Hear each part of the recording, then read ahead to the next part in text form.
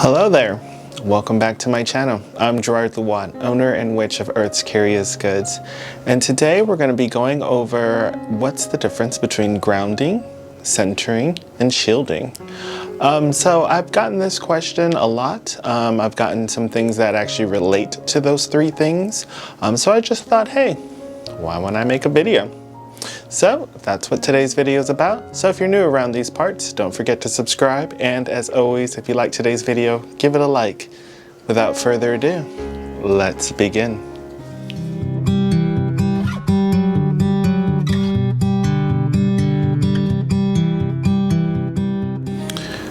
Okay, so the first thing we're going to go over is grounding. Well, let's start with what's it all about and why would it even be important? So grounding and the techniques I'm going to be talking about and these subjects, of course, I want you to also do your own research. I also want you to find your own path as well. Now, I'm going to show you some things that work for me, and so I decided to share it with all of you because it may work for you and it may not work for you, but that's okay. Make the magic your own. I want to begin with when I first started grounding.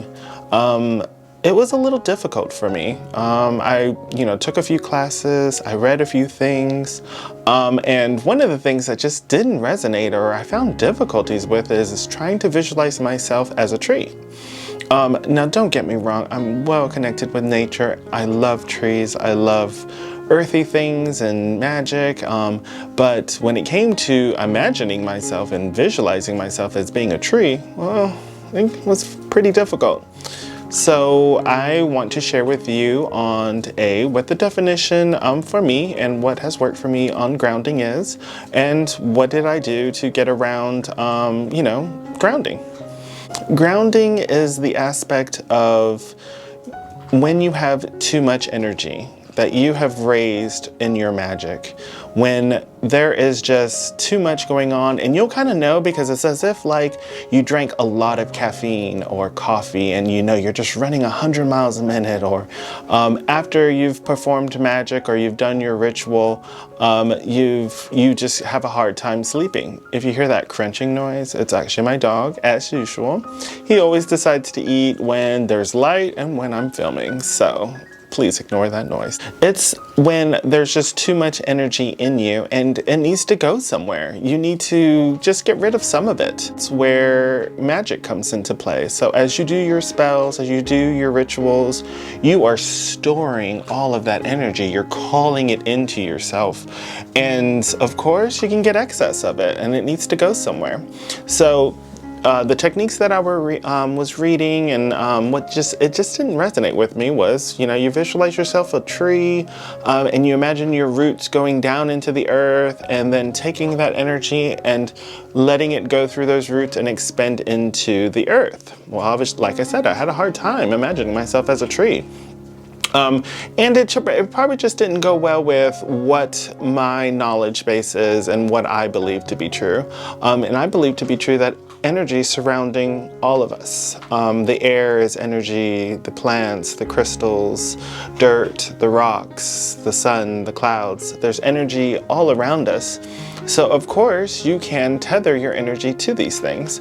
Now, some witches will just ground the energy out into the air, and that's perfectly fine too, but I do want to kind of shy away from that, in my opinion, only because you never know who is A, around you, or B, might come into your area and they may pick up on that energy. And especially if you are grounding out energy that, I don't know, maybe you just did some baneful work, or maybe some darker energy you wanted to get rid of, you may not want to share that with others. So I kind of, discourage that from just sending it out into the air away from you.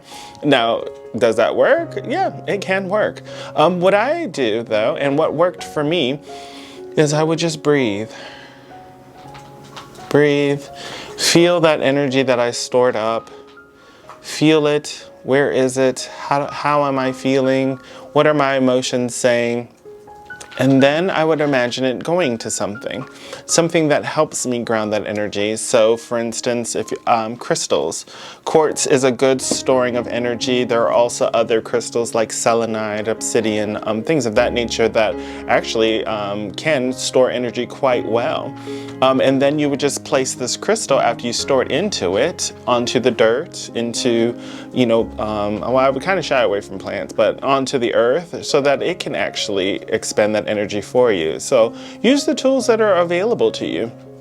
Another method that I like that works really well is I would grab like a bowl of water or my chalice, take all that energy that I'm storing, bring it into my palms of my hands, and then I would go ahead and put my hands into water, into the bowl, into my cauldron, and let all that energy seep into that water, okay? Water is a great substance to store energy. And so I found that by putting it into the water and then dumping the water into the earth, A, you're nourishing the earth, and B, the earth helps ground it. So I found it a lot easier that way. So once again, there are many techniques. I want you to find the technique that works for you. Why is grounding so important? Well, grounding is important because, of course, you're storing all of that energy, okay? Our bodies can only take so much energy until, of course, it can be more harmful than good. So if you find yourself, you can't sleep, your mind is all over the place, you feel like there's just energy just surging through you and you just can't, sit still, then it might come in handy to go ahead and ground that energy. You don't want to keep that energy in you. So of course you want to also just give back what you've taken in. Which brings me to the next part, centering. Now centering is the technique to draw in the energies. So grounding is taking that energy that was in you and releasing it. Centering is to center all the energy in you, okay? And when I say energy, it's not just you in general, it is also your thoughts. Thoughts have energy, and I find a lot of witches actually don't take into account for your thoughts, because of course, thinking also creates motion, creates energy, creates magic. So you want to go ahead and center your thoughts. So you're gonna breathe in and breathe out, and breathe in and breathe out. Now, this would also be the time that you want to commune with your deity. This is just for me. You have to, once again, find your own technique as well if this does not work for you. But I reach out to that. I see my crown chakra, the top of my head, and I see the light running through me. I see it filling me as if I'm just an empty glass being filled. Okay, I find all my thoughts centered to that. Now, if you have a hard time visualizing, a good technique is to actually talk yourself through it quietly in your mind. As you do that, you get stronger and stronger with visualizations, because sometimes you just can't visualize. Some people just can't. So just doing that talking, making your mind understand what you're trying to do, letting the universe know that that's what you're trying to do. When you're talking to deity, that's what you're trying to do, okay? You're trying to tell them that my thoughts are one, my energy is one, I am one, okay? You want to center that and store it. Now, some people will put it into their solar plexus, which is like this bottom area.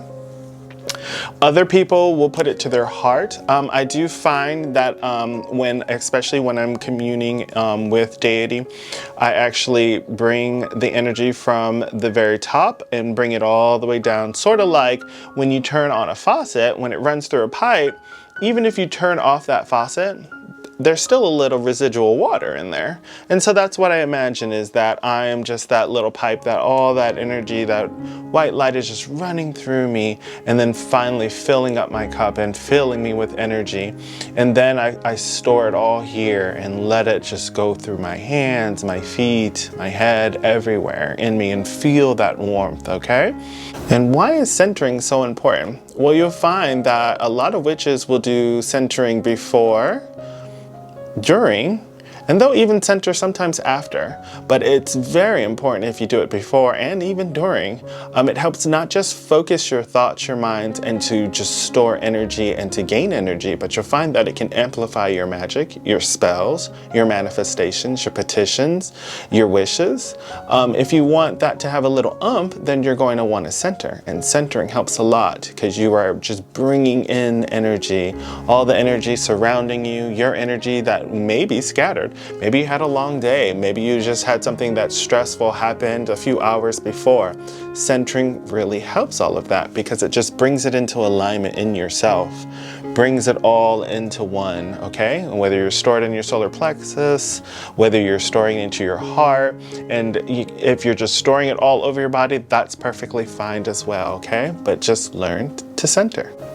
Which brings me to the last part, shielding.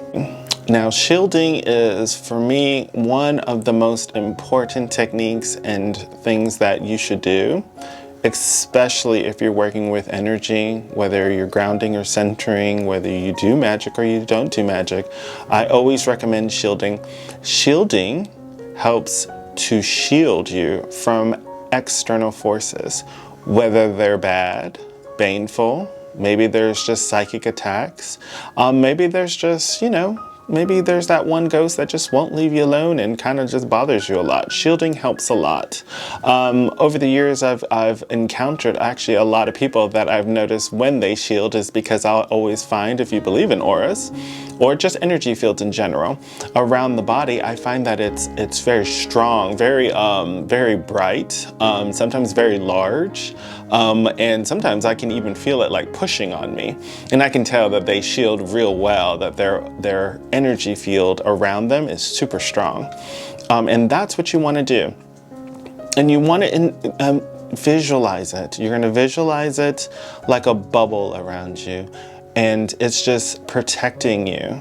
You feel safe, okay? So imagine maybe it's a place that you feel safe in, like your home, your room, maybe a temple, maybe, that it's that feeling of like you're in your mother's arms and nothing can go wrong. Or you feel that your deity is just wrapped its arms around you and is just protecting you, and just know that you're safe. Now, what I would recommend, though, as you're visualizing these things, as you're telling your mind, if you're not good at visualization, you're talking yourself through this, you can tell yourself that you're surrounded in a bubble, that bubble is reflective, okay? That way, when it tries to go towards you, it reflects back. Super important, okay? Shielding is super, super important in my opinion. One of the most important things that you should learn prior to doing spell work and magic and working with energies is because sometimes that energy that's swirling around there may not be, it may not have the best intention for you. And same thing with people. Sometimes people have jealousy, envy. Sometimes they don't mean to cast on you, but they do. Unintentional or sometimes intentional. That's where shielding can actually help, okay? Just doing that visualization by you telling yourself these techniques in your mind and doing them, especially on a daily basis. Now, will it be easy? No, it's taken me some time. It's taken me, I won't lie to you, it took me at least a year to conquer it because it takes practice, Now I just do it even when I'm in the shower, when I'm just waking up, sometimes I'm just laying down, and I'll just shield myself. So if any of these techniques today that I just went over, whether it's grounding, centering, or shielding, if any of these techniques kind of resonated with you, try it out. And once again, if it doesn't work for you, then don't do them, okay? Try something else. Find something that works for you. But I highly recommend that if you want your manifestations, your petitions, if you want your spell work to be boosted and a lot stronger, or just you in general. Well, I hope you liked today's video, and if you did, give it a thumbs up. And as always, stay earthy, stay magical. Till next time.